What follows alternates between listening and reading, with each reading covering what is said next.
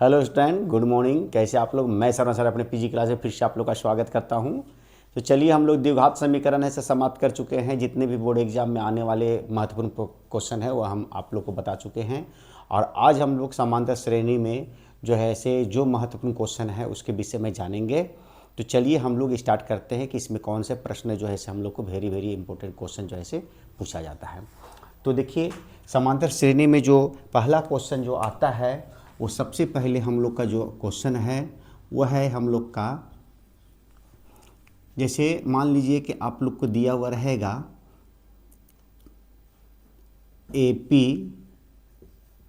AP को समांतर श्रेणी बोलते हैं या समांतर श्रेणी भी बोलिए इसको। एपी 3 1 -3 -1 डॉट डॉट के प्रथम पद और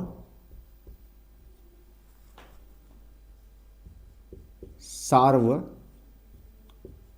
अंतर ज्ञात करें। यह आप लोग को ऑब्जेक्टिव क्वेश्चन में पूछा जा सकता है, अर्थात एक अंक स्तरीय में पूछा जा सकता है, और नहीं तो सब्जेक्टिव क्वेश्चन में भी ये पूछा जाता है। तो चलिए इसको हम लोग कैसे हल करते हैं। तो सबसे पहले हम लोग इसको A1 बोलते हैं, और इसको A2 बोलते हैं, इसको A3 बोलते हैं, और इसको A4 बोलते हैं। मतलब इसमें 4 पद दिया गया, 1 2 3 4। तो पद को हम लोग A1 A2 A3 A4 से सूचित करते हैं। तो जो पहला पद है उसको हम लोग प्रथम पद बोलते हैं। तो आंसर में हम लोग लिखेंगे, सॉल्व लिख देंगे हम लोग, और सॉल्व लिखकर जो है से A1 बराबर लिख देंगे 3। तो एक आंसर हम लोग का प्रथम पद है सो ये निकल के आ गया। और सार्व अंतर D निकालना है। D को हम लोग बोलते हैं सार्व अंतर बोलते हैं इसको। अब इसमें क्या करते हैं D में से, तो एक में से मतलब A2 में से A1 को हम लोग घटा देते हैं। तो कोई ज़रूरी नहीं है कि आप सूत्र लिखिए A2 - A1, लिख भी सकते हैं, नहीं भी लिख सकते हैं। एक में से 3 को आप लोग घटा दीजिए, 1 में से 3 घटा दीजिए, तो कितना आ गया -2। यही हम लोग का जो है से दोनों का दोनों है सो आंसर आ गया। तो उम्मीद है कि आप लोग को पहले प्रश्न का हल जो है से समझ में आ गया होगा। चलिए दूसरे प्रश्न की ओर चलते हैं। तो दूसरा प्रश्न हम लोग को जो पूछा जाता है वो लिखा हुआ रहेगा AP 3 4 5 6 डॉट डॉट के अगले 2 पद लिखे। अगले 2 पद लिखे। तो यहाँ तो सीरियल से है 3 4 5 6। तो आप लोग अगला जो है से, जैसे इसको A1 बोले, इसको A2 बोले, इसको A3 बोले, इसको A4 बोले, तो A5 A6 हम लोग लिख सकते हैं। जैसे 3 4 5 6 तो 7 8, ये तो आप लोग जान रहे हैं कि आंसर आ जाएगा जब लगातार रहेगा तब। लेकिन यदि ये लगातार यदि क्वेश्चन में ना रहे तो हम लोग कैसे निकालते हैं। तो इसके लिए जो है से फार्मूला आता है जिसको हम लोग बोलते हैं, जैसे A + D हो गया, ये प्रथम पद जो अर्थात पहला पद तो दिया हुआ रहता है आप लोग का, ये A1 हो गया। और ये दूसरे पद के लिए सूत्र होता है, उसके बाद A+ यहाँ पर 2D हो जाएगा, A+ यहाँ 3D हो जाएगा, A+ यहाँ 4D हो जाएगा। तो जितना भी पद निकालना है, आप यहाँ देखिए कि A में आपका कोई परिवर्तन नहीं होगा, A में कोई भी परिवर्तन नहीं होगा, सिर्फ D में परिवर्तन हुआ। D 2D 3D 4D 5D 6D 7D 8D, ये जो हम लोग को लिखना है। जैसे मान लीजिए कि आपको 5वां पद निकालना है, A5 यदि निकालना हो तो A में हम लोग जो है से 4D को जोड़ेंगे, इससे एक कम जोड़ेंगे, एक कम जोड़ेंगे अर्थात 4D लिखेंगे यहाँ पर। तो 4D लिखेंगे तो सबसे पहले आपको प्रथम पद और D निकालना होगा। तो A तो हम लोग का प्रथम पद कितना है 3 है, प्लस 4 गुने D, तो D तो है दिया हुआ नहीं है, तो D कैसे निकालते हैं हम लोग, A2 में से A1 को घटाते, ये आप लोग जानते हैं। क्योंकि देखिए यहाँ पर हम लोग D निकाले हैं, तो सबसे पहले प्रथम पद लिख देंगे हम लोग, कितना है 3 है, और D हम लोग का कितना आ जाएगा, तो 4 में से 3 को घटा देंगे तो 1 आ जाएगा। इसी चीज़ को हम लोग यहाँ पर जो है से बैठा रहे हैं। तो D कितना दिया गया है, तो डी हम लोग का निकला है 1, तो यहाँ 1 लिख दीजिए।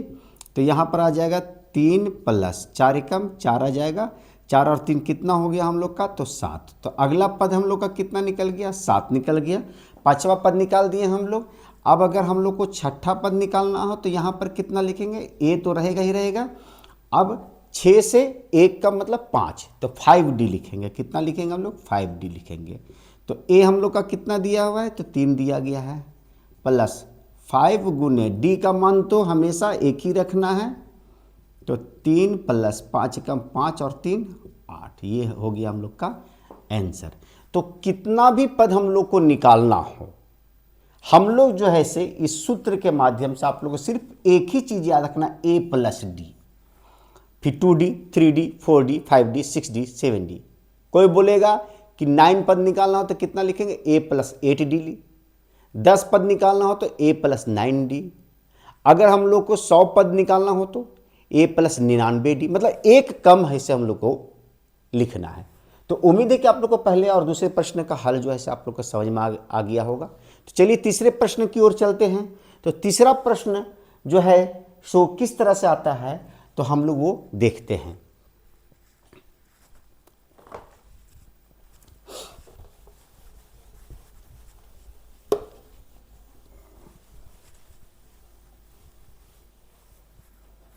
तीसरा प्रश्न जो हम लोग को पूछा जाता है, लिखा हुआ रहेगा AP 5, 10, 15 ... का 21वां पद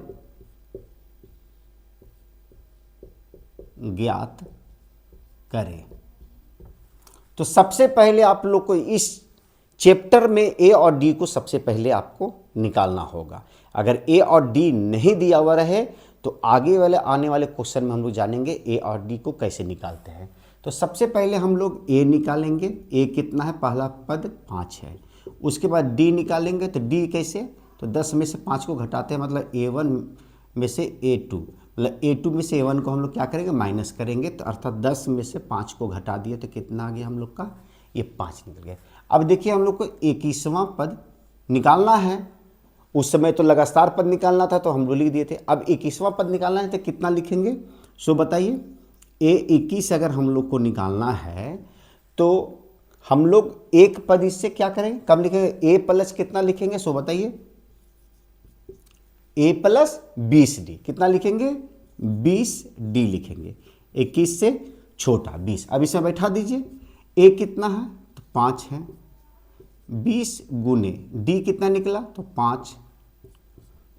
5 + 20 बचे कितना हो गया, 100।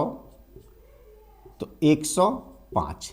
21वां पद हम लोग को कितना निकल के आ गया, 105। तो उम्मीद है कि आप लोग को पहले, दूसरे और तीसरे प्रश्न का हल जो है सो समझ में आ गया होगा। तो यदि आप लोग को यह पूर्ण रूप से समझ में आ गया तो मेरे लिए लाइक कर दे, शेयर कर दे। और जो बच्चे पहली बार मेरी इस वीडियो को देख रहे हैं, सबसे पहले मेरे चैनल को सब्सक्राइब करें, लाइक करें, शेयर करें और बेल बटन दबाना ना भूलें, ताकि आने वाले आप बोर्ड एग्जाम में एक भी प्रश्न ना छोड़े और अधिक से अधिक अंक लाने का प्रयास करें। तो चलिए फिर मिलते हैं नए वीडियो के साथ। तब तक के लिए have a nice day, take care.